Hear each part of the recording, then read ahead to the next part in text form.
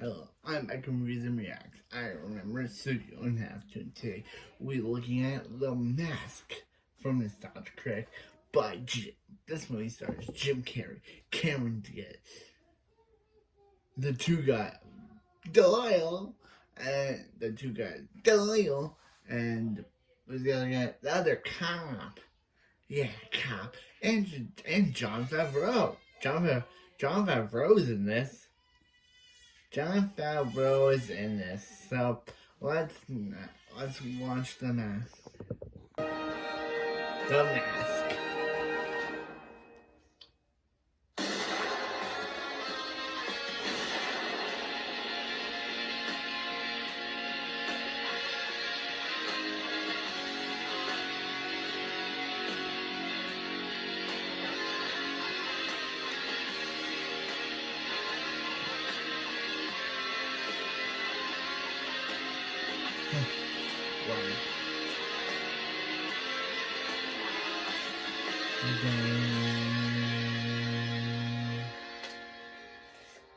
I disagree.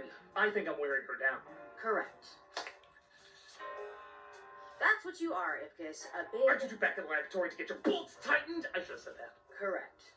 Critic, what's the point of this? The point is to win, and you're doing terrible. I have no interest in showing off how well I know the mask. And that's why you're losing. Continue, Tamara.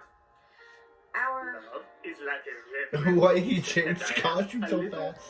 Correct. Shoot the door. Shoot the door. Shoot the window. I don't care. Correct. Please, I want to eat. No food for either of you until we go through every single line. Don't worry, I ate my words when I said this game sounds like fun. Screw it. I'm going to make myself a sandwich. I wouldn't do that, Malcolm. I really wouldn't. And what the hell are you gonna do? Malcolm, don't tempt him! You're gonna regret it, buddy. I'm making myself a sandwich. This is your last chance. Don't be a fool, Malcolm! I don't think you can do a thing. Well, then go ahead. Go and make yourself a sandwich.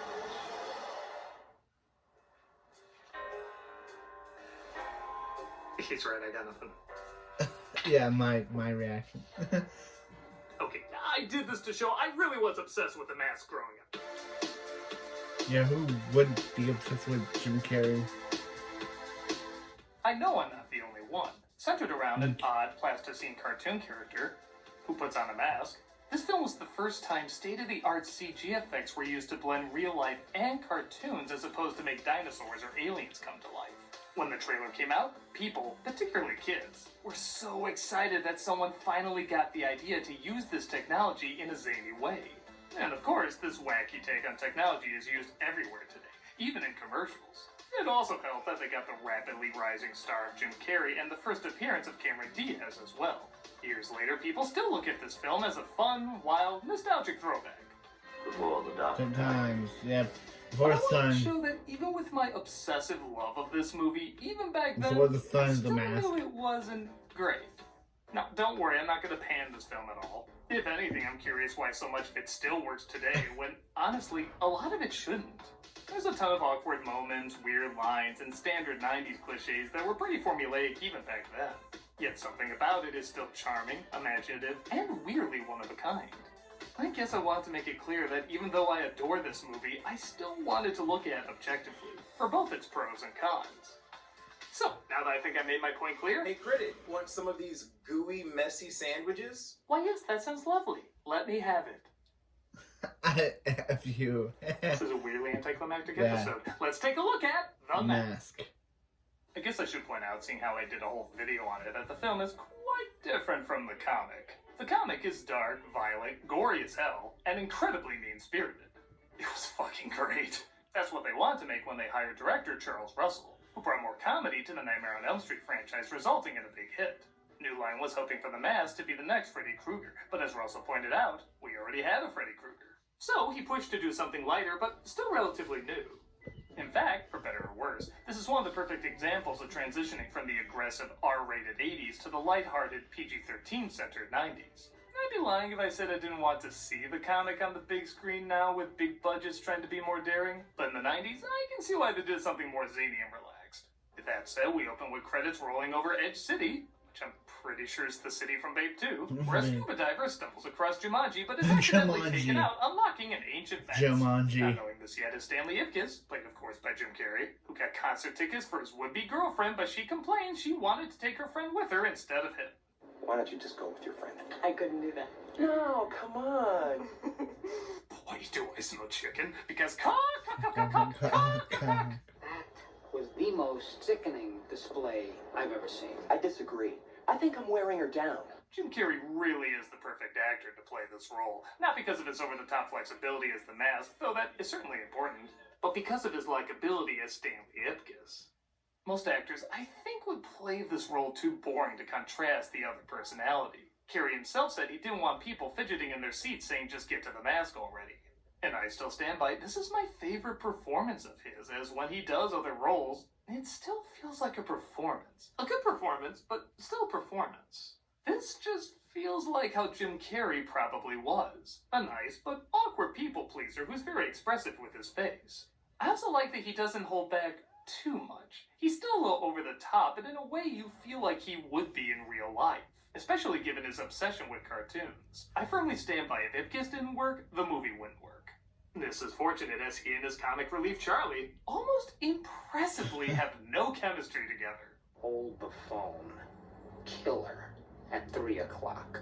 I never noticed it before, but these supposed best friends come off more like, well, actors who just met for the first time on set.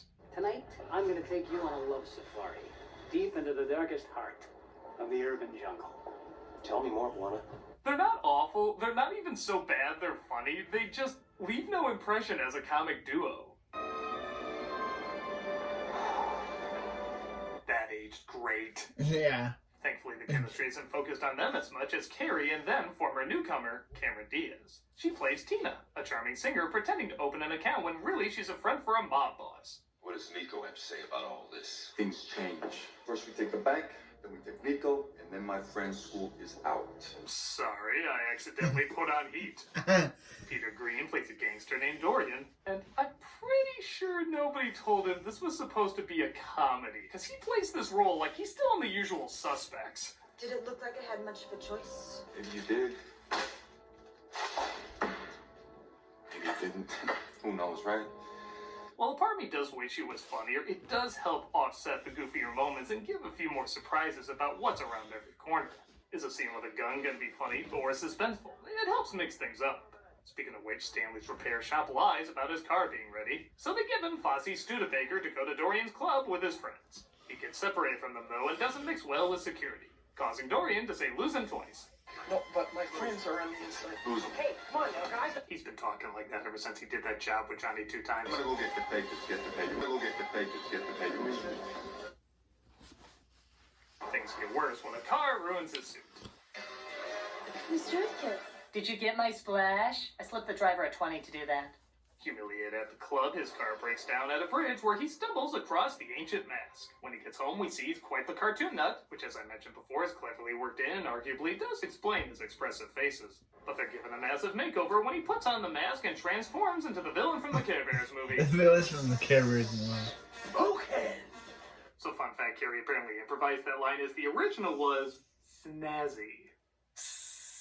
Snazzy! I can't even finish it. You know it would suck. This is also where we get the intro of the photorealistic cartoon effects, which not only hold up pretty well, all things considered, but Carrey's performance does truly embrace them. This was new territory for effects like this, and he has no idea if they're gonna look good or not. But his acting never shows he has any doubt in them.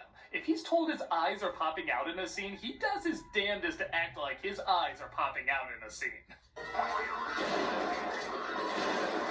I thought you'd all like to know, by the way, these scenes have the official Tommy Lee Jones seal of buffoonery he cannot sanction. Just right up here. Don't be shy. Some of these moments are taken directly from the comic, like the balloon animal scene where he makes a Tommy gun, and the revenge he takes on the car mechanics. But instead of having cute little visual jokes on top of the punchline, they just die. A kid show came from this. Stanley is questioned by both Lieutenant Calloway, played by Peter Rieger, and a reporter named Peggy, played by Amy Yasbeck. May I be of some assistance? Stanley Ipkiss. Calloway and Doyle. Oh, So it's Calloway and Every scene, like he's gonna Doyle. go jerk off in the corner. While interviewing him Doyle. about the repair shop incident, Peggy discovers that Stanley wrote a letter to her that got published about nice guys finishing last. You really think hundreds of women are looking for a guy like me? sure. I'm one of them. The film does a real good job making you think Peggy is going to be the wholesome woman Stanley goes with, and Tina is going to be the bad girl that ultimately betrays him. Right down to one's a reporter and one's with the mob. This makes the twist all the more funny when you discover it's the other way around. But the movie has to remind you, oh yeah, it's a bizarre crime drama too. Yeah. The cops tried to shut the club down this morning. And a rope with a tennis ball hitting his testicles, and this would totally be a James Bond torture. That night, Stanley dreams about how his encounter with Tina might have gone if he was more confident. What? Alright, Miss Diaz, for your first film role, you're going to take your leading man's head, turn it to the side, and lick look his it. ear like your stardom is deep inside it. You sure this wasn't a Weinstein production? Okay, and This gives him the urge to put and on the Carrie- mask again, but he and needs money, Carrie so he looks drops like by the you're bank like, Dorian's men were robbing that night. what? Damn it, right now, where a balloon is licking your hat. They have a look like, oh, it's that kind of movie. I thought this was a sequel to Donnie Brasco. He shows up to the club to hear Tina sing, gives one of the few effects that doesn't hold up that great, and dances to the song you're almost all-star sick of, but not quite. Dun, dun. I guess this is as good a time as any to say the soundtrack is fucking great. People always single out this and Cuban Pete, but honestly, every song is really fantastic in this. The director said he wanted the city to really come to life at night, as the mask could only come to life at night. So he wanted it to be a very nightclub-centered world, and the music definitely helps that. Combining a strange mix of lounge, swing, and R&B, they surprisingly really go together and help already entertaining scenes explode with even more energy. I mean, every song in this is hummable as hell.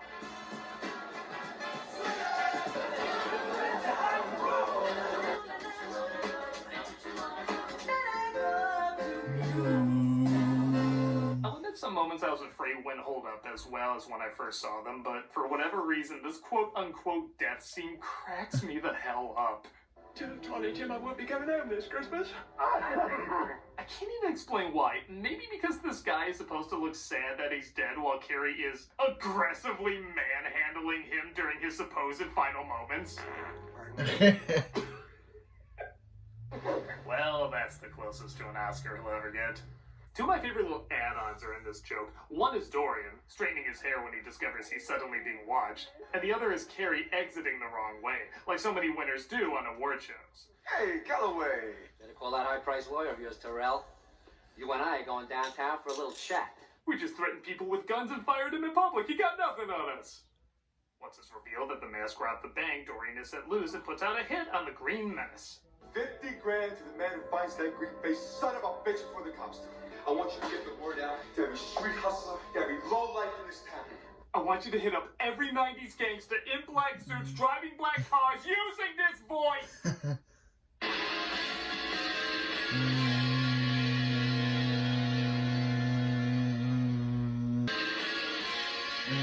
Tina visits Stanley to see if he knows anything about the mask, seeing how it was his bank that he robbed.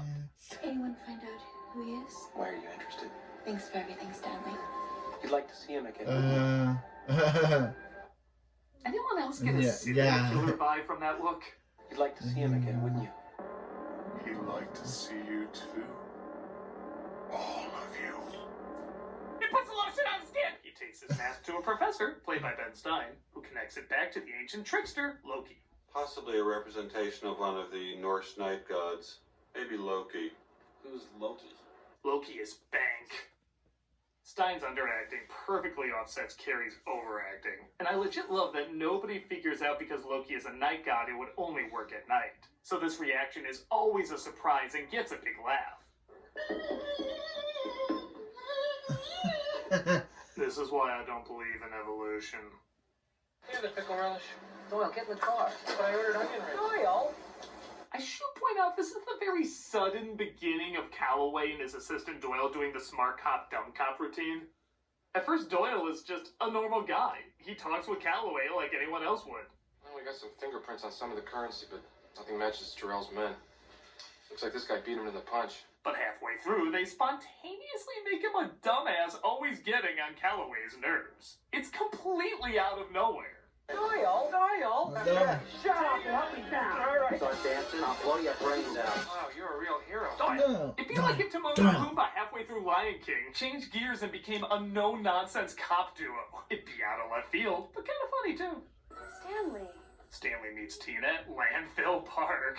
The city is so close to having a strong identity. But he changes into the mask, much to her delight, confusion, fear. It's a little hard to get a read on her in these scenes. Dickus! Police! The cops try to arrest him, but he outsmarts them, only to be cornered by a SWAT team. This leads to, let's face it, what you've been humming since you saw the thumbnail for this video. They call me Cuban Pete. I'm the king of a rumba beat.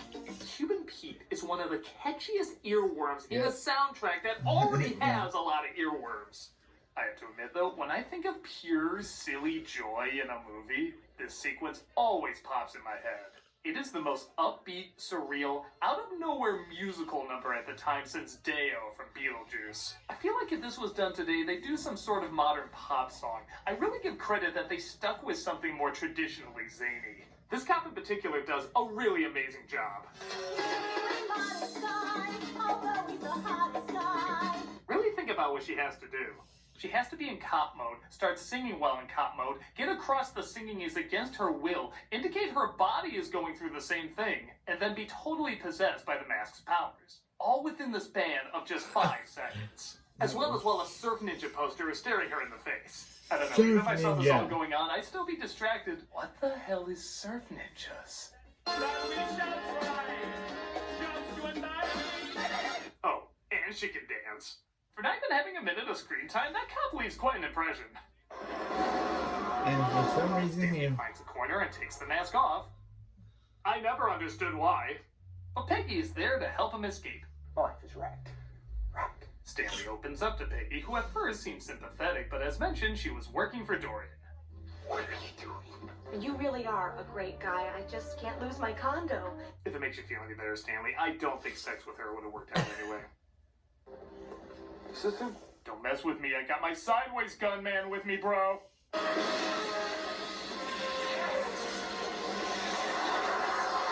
This is where the movie gets a little dumb. If you're like me, you were excited to see what the mask would do with a criminal like Dorian. Would it make him wild and zany, or would it turn him into some sort of out there monster, like in the later comics? Well, it pushes him forward a few feet, and just makes him bigger and meaner. What a rush. You okay? Better than ever, you idiots. Dorian with the mask feels like one of the lesser villains from Captain Planet. He says very generic villain lines, does very generic villain stuff. This is your big production number. Just wait. I will be your host for the remainder of the evening. Even the design is kind of lame. He kind of looks like a green version of that Terminator toy when the hair stayed on. Admittedly, though, he does look better than every movie version of the Green Goblin. Back off, Freakazoid! Oh, I should point out, there was a deleted scene that showed Peggy dying, and yeah, it was deleted with good reason. Yeah. Guy who did Nightmare 3, you don't say. Dorian drops him off to the cops who put him in jail because, yeah, he does technically belong there, but he's visited by Tina. Hey, you with the face. Before he was a household name, that's how Jim Carrey was referred to. They talk about the power of the mask, what Dorian could do with it, and the special, if not strange relationship they have together. Thanks. For what? For being the only guy who treated me like a person and not some sort of party favor. Yes, he really loved you for your personality. Okay, to her credit, I think she was talking about him when he wasn't wearing the mask. But that doesn't mean she has to follow all the way through with a kiss. I've got to disappear for a while now, Stanley. He's waiting for it. He's waiting for I it. needed someone to tell me how stupid my suit was. He's waiting for it. But she didn't give it to him. Jesus, it's the mask. Peter Green is like, what? I read the comic. Oh, we forgot to have that talk. Yes, that's the kind of movie we're making. But it's not. I'm not telling him that. He'll kill me. Stanley uses his dog Milo to get the keys from the cops, and I gotta say, as animal actors go, Milo is one of the best in cinematic history. This dog has so much personality and is so ridiculously well trained. Put the keys down. The keys. Go on. Over there. Over there. If there was like an animal Oscars, he would totally get an award that year. Hold it! Stanley gets out, taking Calloway with him. It may be one of the best Doyle reactions in the movie. Come on! Well, that invites no follow-ups, as Dorian gets revenge on his boss and plans to blow up the nightclub. Blow it! I was talking to her, but that works too. Crap. Stanley is captured, but Tina has a plan of her own. There's no time for last requests. But all I wanted was a kiss. A kiss. I really didn't need to see masked Dorian's thirst face. Thirst face. You ever kiss me like Dorian, Tyrell? You know, I saw this in every Saturday morning show ever made, but I doubt it'll end the same way those did. Oh, crap! Milo gets the mask and puts it on. This dog is actually such a good actor, no CG was used in the filming of these scenes. Stanley gets the mask back on, resulting in a weird jump cut that always drove me a little crazy. Oh Christ, I have seen this film too much. And he uses his power to get rid of the bomb and Dorian as well.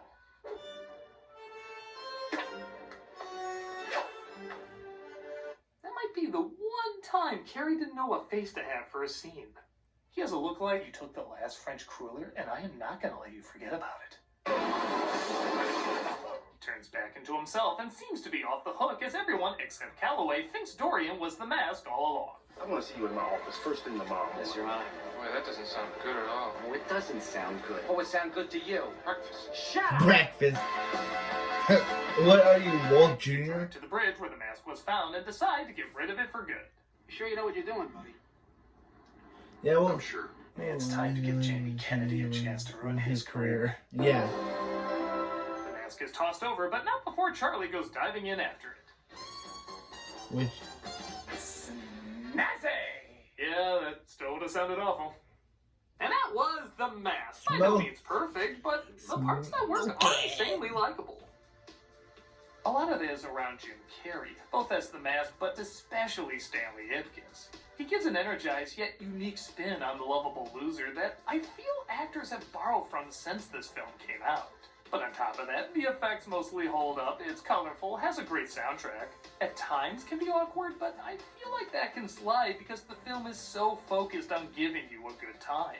It's a corny, old-fashioned good time, but a good time nonetheless. So whether you obsessed over it like I did when you were a kid, maybe hated it as an adult, or were just indifferent to it, there's definitely stuff about it that's a little clunky, but a lot more that holds real merit. It's never too late to go back and give yourself another smoking good time. Oh yeah? If you're such a super fan of the movie, what friend of Jim Carrey was also considered for the role? What does it matter? Clearly no one would be better for the part. Oh, not even Nicolas Cage? Wait, what? Nicolas Cage? What? What? What? What is happening? Okay, that's not true. What Nicolas Cage? No one can operate properly once they have that in their heads. Yeah. Hey, if we brought it up, how come we're not traumatized? Yep. Yep, now I'm traumatized. You say, oh yay, Ederley. Okay, so that was The Mask. What? Nicolas Cage was the original person that was meant to be in for The Mask? Really? Really? Nicolas Cage, the punching bear, skull flaming, awesome guy, Willy's Wonderland, animatronic slashing man. He was meant to be The Mask. I would have never believed it. This was The Mask, and I remember it so weak. I'm back in reviews and reacts, and I remember it, so you don't have to, but hopefully we always remember it. This movie was